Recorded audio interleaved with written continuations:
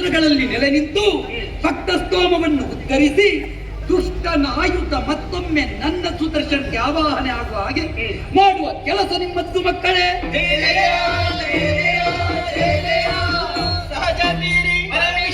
ತಂದೆಯಿಂದ ಅಪ್ಪಣೆಯನ್ನು ಪಡೆದುಕೊಂಡವರಿದ್ದೇವೆ. ನಮ್ಮ ಕಾರ್ಯಕ್ಷೇತ್ರ ಏನಿದ್ದರೂ ಕೂಡ ಅವನಿಯಲ್ಲವೇ.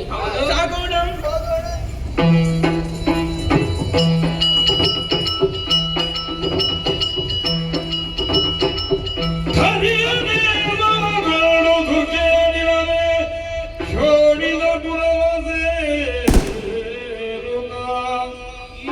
ಪರಿಯ ಯೋಚಿಸುತ್ತ ತಮ್ಮಯ ಮನದೊಣದು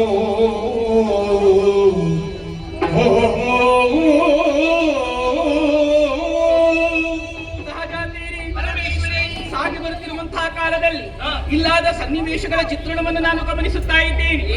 ಕರೆಯಲ್ಲಿ ನೋಡಿದರೆ